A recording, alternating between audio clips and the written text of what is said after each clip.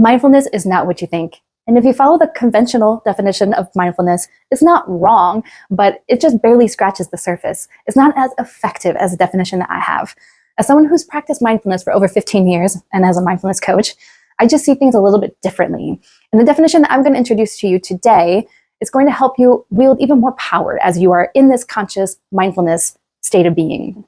If you're new to mindfulness or you're just wanting to develop more practices around mindfulness, then this video is for you. You will gain a deeper understanding about what the actual goal of mindfulness is.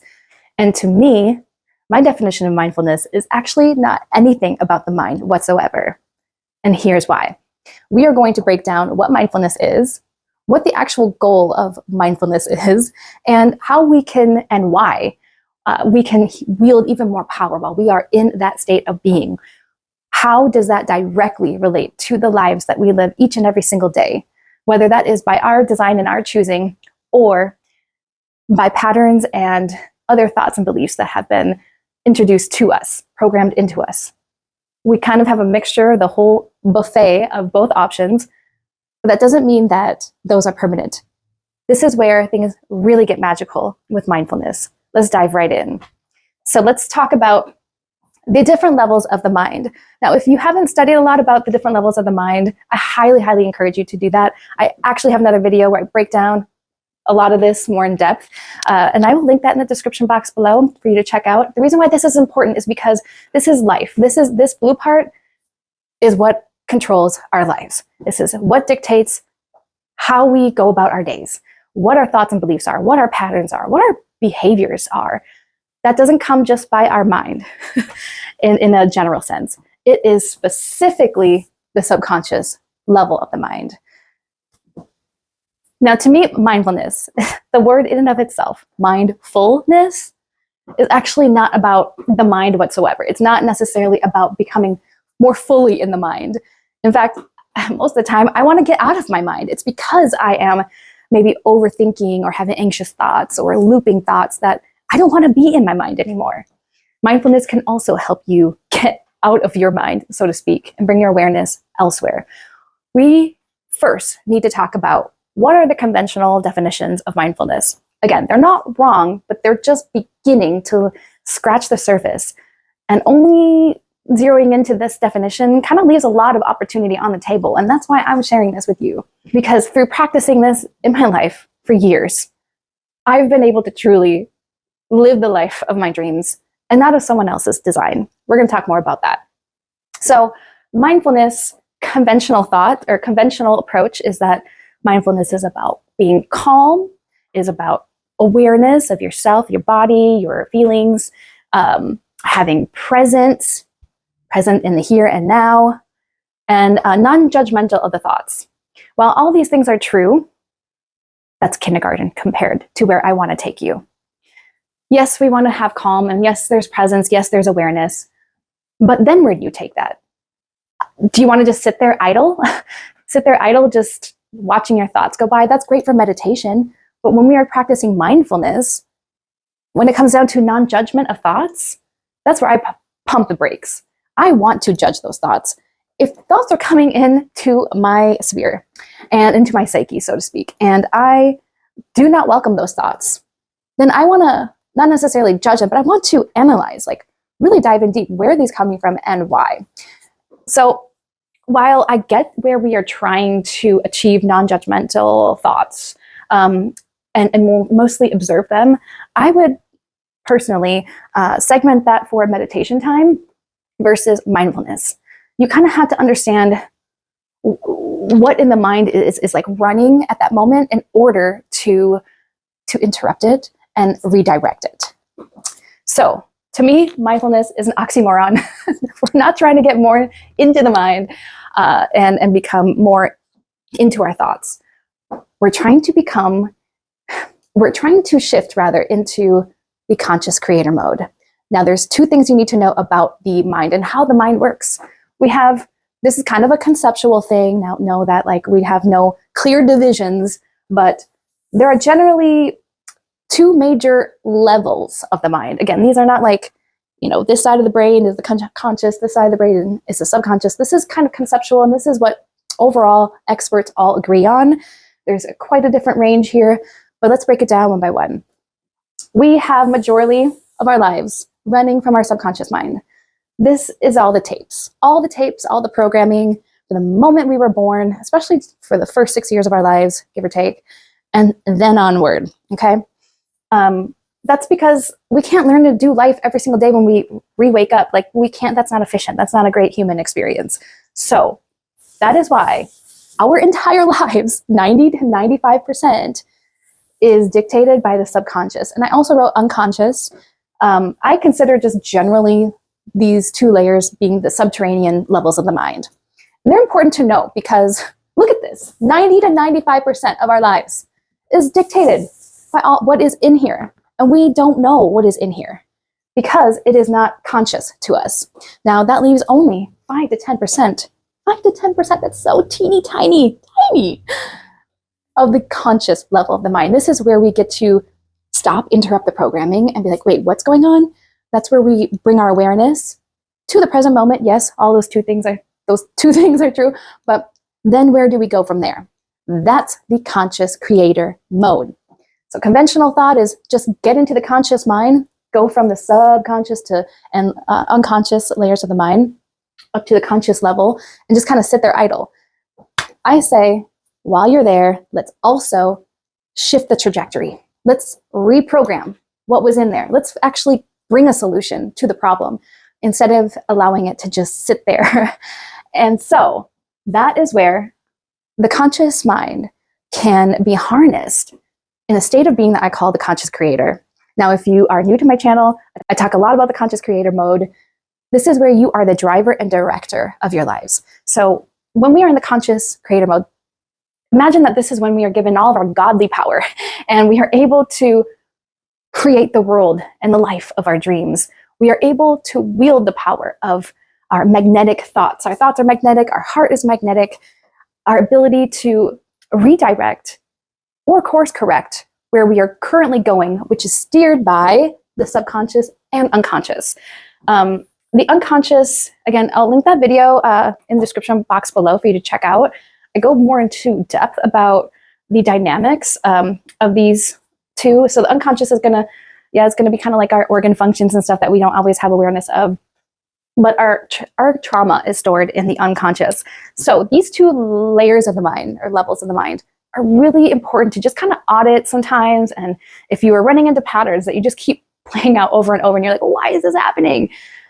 Something is in the tapes, something is in your programming, or it could be linked to trauma that is informing that behavior. And it will take being in the conscious mind to either rewrite that program or to override it.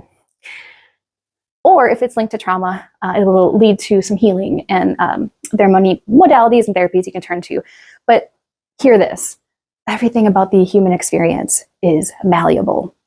What does that mean? That means that we have the opportunity at any point in our lives, if we don't like how it's going, or we want to shift our identity, or we want to strive and achieve different goals, it's going to take rewiring. It's going to take reprogramming, knowing how the mind works, knowing that our total human experience is malleable is the keys to that transformation. It is the keys to success, point blank. So going back to mindfulness, the actual goal is to interrupt the unconscious and subconscious levels of the mind that are operating your everyday life and your thoughts majority of the time. Your goal is to interrupt those. And instead of being in the back seat and allowing the autopilot to steer your car on a preset course that is tied to all the programming and the trauma and is directing you down a path, your job is to step into the driver's seat in the conscious level of the mind. And then as a conscious creator, take that steering wheel and then start to drive it on the course or course correct it in the navigation system called your heart, called your heart's desires, or otherwise known as what you truly do want and what you truly do desire, and drive it accordingly. Now, you may be wondering, that sounds great. I always want to be in the driver's seat. I always want to be directing my life and not letting autopilot take me down paths and courses that I never really intended to go down, or other societal influences. The answer is we can't always be in our conscious level of the mind. It's just not exactly how this human experience was wired to be. However, even though we can't be in the 5 to 10% level of our mind at all times, 24/7, 7 days a week, we can shift into that conscious creator mode for a brief period, seconds to minutes, gosh, even maybe an hour of full meditation, or even longer. I mean, I still think in meditation, you do kind of waver between different levels of the mind. Back on track. Even though we can't be in the conscious level of the mind 24/7, we can do a lot within just a few seconds to minutes. And that's all it takes, and that's all that matters. You can interrupt 5 to 10 years of programming, of like unworthiness, let's say, and interrupt those in just a few seconds with your conscious mind, and then re-steer that ship. Let me tell you a quick story. So for example, when I was growing up in my 20s into my 30s and launched my career in graphic design, I very much was living a life that was somewhat dictated by my family influence, by society's idea, heck, by the American dream, right? I got married, I launched my career, I got married, was trying to have kids, trying to do the family thing, and I honestly wasn't all too happy. And I found myself just letting life kind of happen to me, and it was not pretty every single day. It was not of ease and grace and joy every single day. It seemed to just be chaos management and disempowering thoughts, and just feeling like it was me against the world. Not to mention an endless array of a lot of money blocks and worthiness blocks, and even intuition blocks, because I was told for so long by my intuition not to credit it and to discount it, even though I used it, and I still use it all the time for my job. I need to as a graphic designer. Anyway, so because all those thoughts and beliefs and ancestral patterns and wounds were in my subconscious, I found myself always broke. I found myself not being able to be confident enough to ask for raises, to actually be paid my actual worth. I found myself chasing after this American dream that really wasn't necessarily mine. I didn't know I could be a sovereign creator capable of anything, capable of creating worlds of my own desire and of my own purpose and soul purpose. I had no idea I was capable of these things because I was told I wasn't. I also find myself in sort of a toxic, I mean, we all can say this, we all have at least one toxic relationship in our lives, in a toxic marriage. And I wasn't the best version of myself either. I gripped to control a lot. I didn't trust in the universe because I didn't know I could. I thought it was me against the world, and that the world didn't want me to succeed. And all of these thoughts and patterns were in my subconscious, planted in there.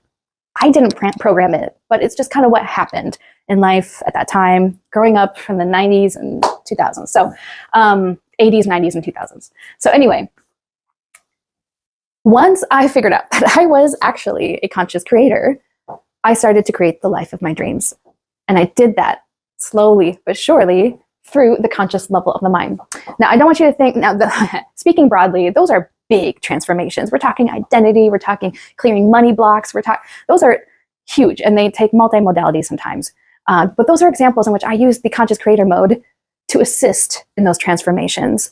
And it's not like from 0 to 60, you've got to go one stage at a time, but the whole human experience is malleable. Given the conscious creator mode and a little bit of time and patience, you're on the path. Now, I also want to break down the fact that you can get into the conscious creator mode even in the minutia, the day-to-day. If you notice yourself having ruminating thoughts in that thought loop, well, that is because the subconscious mind is always seeking closure.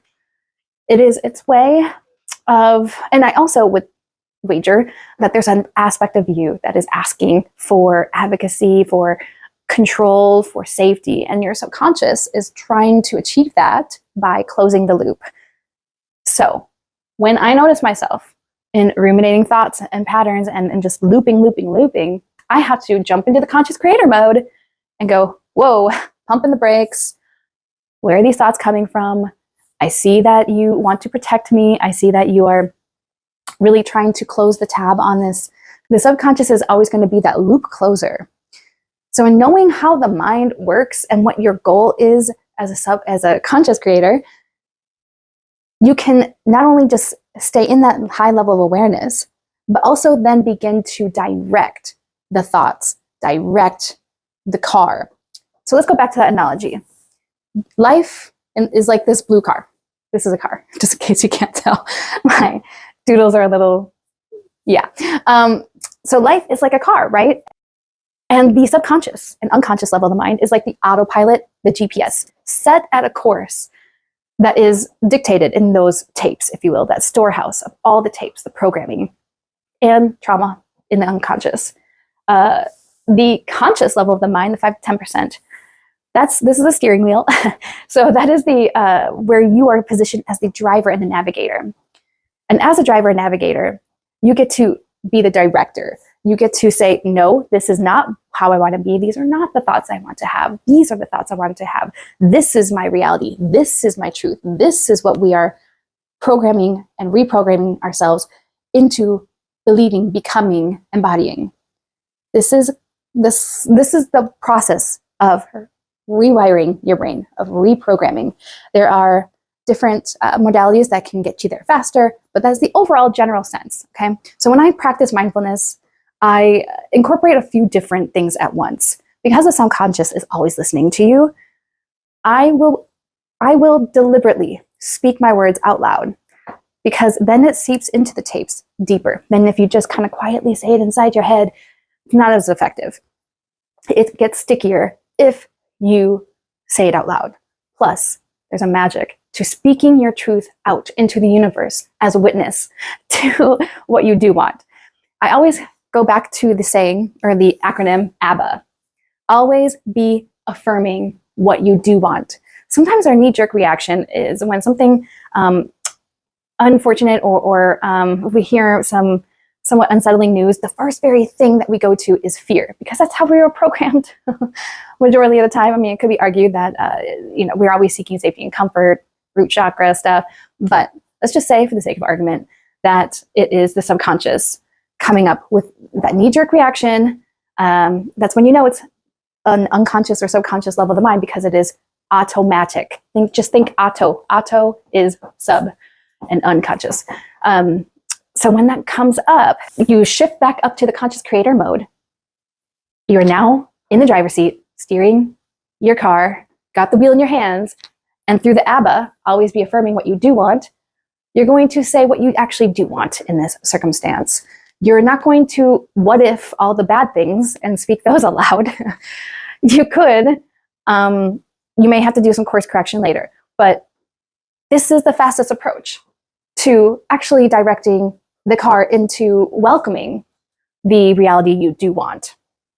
This is the power that we have as conscious creators.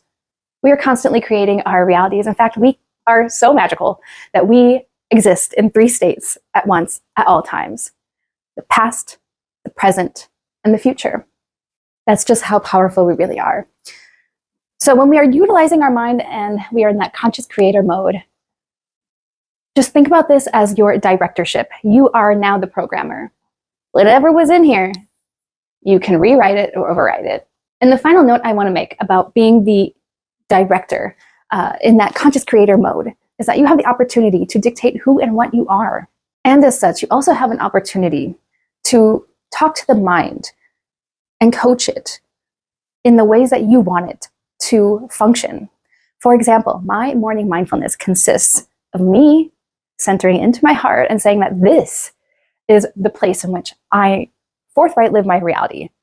This is the captain of the vessel, if you will. I use other analogies, but we won't go deep into it. I'll have to share my mindfulness practice someday. But and the other thing I do is I designate my mind as sort of this special agent that is only tasked to carry out cognitive functions. And it is only but a marginal capacity compared to the other aspects of myself and my higher faculties, my higher self, my heart, that and the guidance teams that I reach out to that that can help me actually receive guidance. I tell my mind that it is not my guidance system, but rather valued as my tool for planning, for critical thinking, for deep analysis, for observation, etc. But I then go on to very explicitly detail what its job is and what it isn't. And what it isn't allowed to do is to steer my mind into thought loops. It's not allowed to provide me guidance or to play judge, jury, or executioner at any given moment, day or night. And that my heart is the number one leading central command. I have found that by doing these practices in the morning, I am flying high throughout the rest of the day. I don't have as much mental loops because the mind is such a beautiful, amazing tool. But you have to remember, it is your assistant. It's like your AI assistant. It is your assistant to help you get there. If you don't clock it and keep it in a strict lane and be that driver and navigator, then it's going to start doing willy-nilly, like, ooh, going off course and doing whatever it wants. It's going to start driving you. So that is where the conscious creator mode comes into play. I hope that this video has been really helpful and at least helping you understand a deeper level of what mindfulness is. And when you're in that level of awareness and presence, just exactly and what to do next so that you can wield that power as a conscious creator. But just know that you are the driver of your life in that conscious creator mode. And at any time, you need to stop those ruminating thoughts or reprogram disempowering programs, thoughts, beliefs, and patterns. Conscious creator mode is the way to get there through mindfulness. Thank you so much, my friends. Thank you for tuning into this video. Please let me know in the comments below what you're currently stuck on in your mental loops, and let's unpack it together. I'm also just going to leave you with a couple of other video links to watch to carry your mindfulness practice further from here. One is a practice, and another one is more mindfulness hacks. Enjoy them. I'll talk to you soon. Much love. Mwah.